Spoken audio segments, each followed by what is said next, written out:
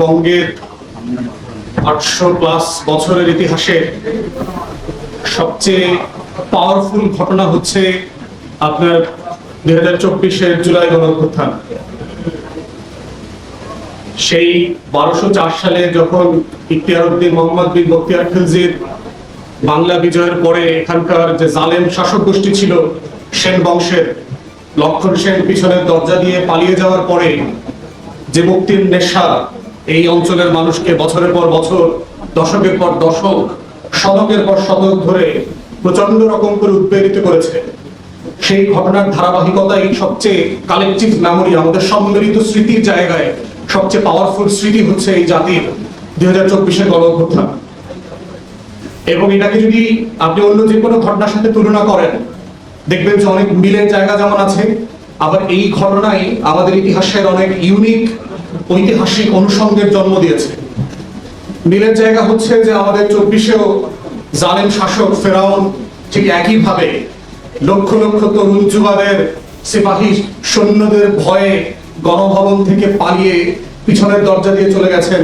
তখন তার টেবিলে খাওয়ার সময় গরম ভাত ছিল, ফ্রিজে রান্না করা খাবার ছিল, কিন্তু খাবারটা জুটে নাই। লক্ষণ সেনের একই অবস্থা হয়েছিল, খাবার রেডি ছিল, খেতে পারে নাই, পালিয়ে যেতে হয়েছে। এবং পালিয়ে এমন একটা দেশে গেছেন যেটা আমরা সবসময় বলেছি তিনি ওই দেশের দালাল, এবং এইটাকে নিয়ে আবার তারা রাজনীতি করতো যে তারা ওই দেশের দালাল না আবার বলার চেষ্টা করতো। কিন্তু তিনি সেখানে গিয়ে এবং ভারত সরকারের গত 2 বছরের আচরণের মধ্য দিয়ে এটা প্রমাণিত হয়েছে যে আসলে কে কাদেরকে দশকের পর দশক ধরে পুষে এই গোখরা সাপটা বানিয়েছে দুধ কলা খাইয়ে। অতএব জুলাই গণ অভ্যুত্থানের মধ্য দিয়ে যারা অনেক আশঙ্কা করছেন যে জুলাই চলে গেছে, জুলাই ব্যর্থ হয়েছে, এটা সিম্পলি সম্ভব না। এত সম্মিলিত স্মৃতি আমাদের ইতিহাসের অন্য কোনো ঘটনার নাই।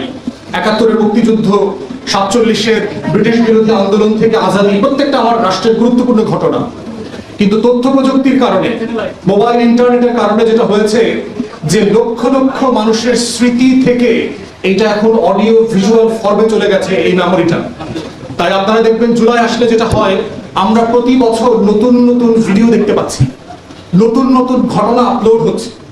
গত কয়েকদিন আগে প্রথমবার এই ভিডিওটা দেখলাম যে একজন গুলিবিদ্ধ তরুণ শহীদ হবার আগে তাকে যারা আহত অবস্থায় তুলে নিয়ে যাচ্ছে তাদের কিসে বলছে আমার মায়ের ফোন নাম্বারটা রাখেন, তাকে একটু জানিয়ে দেবেন যে আমি আমার লাশটা কোথায় আছে। অতএব এই যে সম্মিলিত স্মৃতি, মেমোরি, এবং সবচেয়ে বড় অর্জন যেটা আমরা দেখতে পাচ্ছি সেটা হচ্ছে রাজনৈতিক দলগুলো যখন জুলাইয়ের আকাঙ্ক্ষা থেকে পিছনে ফিরে আসতেছে, আমাদের তরুণরা, আমাদের যুবকরা রাজনীতির বাইরে এসে জুলাইকে ধারণ করছে, জুলাইয়ের মালিকানা নিচ্ছে। এবং তরুণরা, যুবকরা যখন জুলাইয়ের মালিকানা নিয়ে যাবে তখন বুঝতে হবে যে বর্তমান রাজনৈতিক দলগুলো কিভাবে অপ্রাসঙ্গিক হয়ে গেছে, তারা জুলাইকে ধারণ করতে পারছে না। এবং এই ঘটনাগুলো কিন্তু বারবার ঘটতেছে। গত প্রায় 10 বছর ধরে যদি দেখেন, কোটা বিরোধী আন্দোলন হয়েছে তরুণদের নেতৃত্বে, কিন্তু কোনো রাজনৈতিক ছাত্র সংগঠনের নেতৃত্বে না।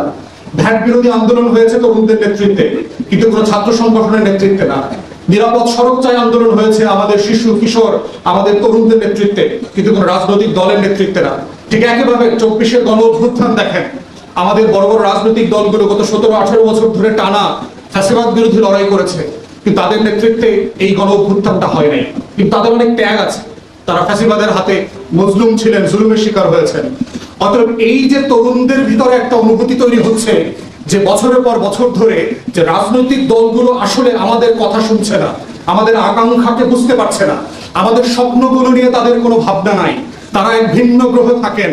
তারা মনে করেন তাদের বাপের নামে, মায়ের নামে, ছেলে মেয়ের নামে, বোন নামে গ্রাম, ইউনিয়ন, জেলা, উপজেলার নাম বদলে দেবেন, এবং এটাই হচ্ছে বাংলাদেশ।